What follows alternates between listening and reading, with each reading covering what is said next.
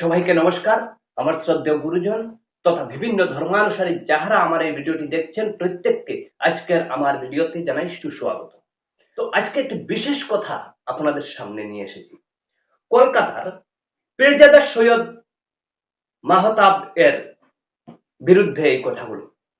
উনি কলকাতার একজন লোক এবং উনি শ্রীমদ্ ভগবত গীতা নিয়ে কটূক্তি করেছেন। উনি বলেছেন গীতায় নাকি ছেলে মাকে ধর্ষণ করবে, এমন কথা লেখা আছে।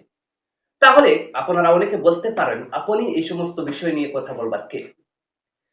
ব্যাপারটা হচ্ছে আমি প্রায় 4 থেকে 5 বছর ধরে শ্রীমদ্ ভগবত গীতা নিয়ে কিছু পড়াশোনা করি এবং আমার 2টা ইউটিউব চ্যানেল আছে। এই 2টা ইউটিউব চ্যানেলে বিশেষভাবে এই শ্রীমদ্ ভগবত গীতা নিয়েই আলোচনা চর্চা, এবং আমি অনেক ছেলে মেয়েদেরকে নিয়ে সময় হলে তাহাদেরকে শ্রীমদ্ ভগবত গীতার শ্লোক উচ্চারণ শেখাই বা চর্চা করি।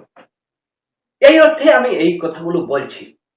তো আমার কাছে বর্তমানে প্রায় 13টা শ্রীমদ্ ভগবত গীতার টিকা সহ আছে। তো এই 13টা শ্রীমদ্ ভগবত গীতার কোথাও আমি পাইনি যে এই ধরনের কথা লেখা আছে। এই 3টা, এই দেখেন, এই শ্রীমদ্ ভগবত গীতা, সবগুলো শ্রীমদ্ ভগবত গীতা। এই দেখেন এগুলো শ্রীমদ্ ভগবত গীতা। তো কোথাও এই ধরনের কথা পাইনি। তো প্রত্যেকটা সনাতনী মানুষের, হিন্দু মানুষের এই ধরনের কথার মাধ্যমে মনে অন্তরে চোট লাগা দরকার।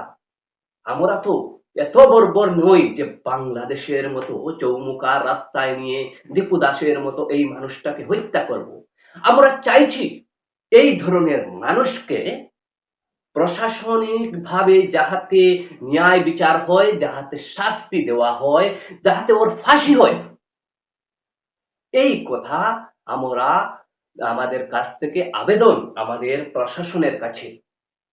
বা সচেতন নাগরিক যাহারা আছেন আমাদের এই ধর্মগ্রন্থ নিয়ে যে কটূক্তি করেছে তাকে অনতিবিলম্বে তাকে ফাঁসির সাজা দেওয়া হোক। কারণ আমি এতদিন ভগবত গীতা পড়ে যা পেলাম, যা বুঝতে পারলাম, ভারতবর্ষের মতো সেকুলার দেশের জন্য শ্রীমদ্ ভগবত গীতা এটা একটা রাষ্ট্রীয় পুস্তক হওয়া উচিত। এই পুস্তকে, এই ধর্মগ্রন্থে এমন কোনো কথা নাই যা মানবতা বিরোধী। এই ভগবত গীতায় যা কথা লেখা আছে প্রত্যেকটি মানুষের কাজে লাগে, প্রত্যেকটি মানুষকে উচ্চতা থেকে উচ্চতা শিখরে নিয়ে পৌঁছানোর গ্রন্থ এই ভগবত গীতা। আর যখন এই ভগবত গীতা শ্রীকৃষ্ণ দিয়েছিলেন তখন তো কোনো ধর্মই ছিল না। এখানে ঠিক আছে যুদ্ধের কথা লেখা হয়েছে, কিন্তু এই যুদ্ধটা হলো ধর্মের সাথে অধর্মের যুদ্ধ। ধর্মের সাথে অধর্মের যুদ্ধের কথা লেখা হয়েছে। আমরা বর্তমান সময়ে দেখতে পাচ্ছি এই কলকাতার অসীম সরকারকে নিয়ে বিভিন্ন চর্চা চলছে। উনি নাকি কোরআনের অবমাননা করেছেন, এই ধরনের কথা শোনা যাচ্ছে। বা উনি একটি ফেসবুকে একটি কোরআনের বই পাতাও পোস্ট করেছেন। এটি সমস্ত ফেসবুকে আছে, সবাই আশা করি দেখতে পারছে। তো এই লেখা অনুযায়ী যদি থাকে তাহলে তো এই কথা সত্য, সত্য বলে সবাইকে মেনে নিতে হবে। কিন্তু একটা বিষয় আছে যে কোন প্রসঙ্গে এই কথা বলেছেন আমি তো কোরআন পড়িনি, তো এতটুকু আমি এই বিষয়ে আমি গ্যারান্টি দিতে পারছি না। তথাপি একটা কথা পরিষ্কারভাবে বলে দিতে পারি, ইসলামের জন্মলগ্ন থেকে আজ পর্যন্ত ইসলাম ধর্ম প্রসারের যে রীতিনীতি, সেই রীতিনীতি শুধুমাত্র হত্যালীলা, জেহাদ, এই সমস্ত কিছুর উপরে টিকে আছে। তো ব্যাপারটা হচ্ছে এত শান্তির ধর্ম মুখে বলি, কিন্তু কাজে তো অশান্তি। একই হয়। 1400 বৎসরের পুরনো ধর্ম আজ পৃথিবীর প্রায় 57টা থেকে 60টা দেশ দখল করে নিয়েছে। কিন্তু হাজার হাজার বৎসরের পুরনো সনাতন ধর্ম চায়নি যে আমাকে একটি দেশ দাও। আমাদের সনাতন ধর্ম চায় সর্বে ভবন্তু সুখিনঃ, সর্বে সন্তু নিরাময়া, সর্বে ভদ্রাণি পশ্যন্তু। আর ওখানে বলা হয়েছে যে যে আল্লাহকে মানবে না তারা সবাই কাফের, তাদের সাথে তোমরা বন্ধুত্ব করবে না। আর আমার ধর্মগ্রন্থ বলেছে সবাইকে যাহারা ধর্মের পথে আছে তাহাদেরকে কুলে টেনে নাও, আর যাহারা অধর্মের পথে দিয়েছে ওদের সাথে বিভিন্ন ভাবে তাদেরকে বুঝাও, ধর্মের পথে টেনে আনো, এই কথা বলা হয়েছে। তো ব্যাপারটা হচ্ছে আমরা এই ভারতবর্ষে থাকার জন্য একটু শান্তির প্রয়োজন। প্রত্যেকটা ইসলামিক স্কলার যাহারা আছেন, ইসলামিক চিন্তাবিদ যাহারা আছেন, আপনারা চিন্তা করুন।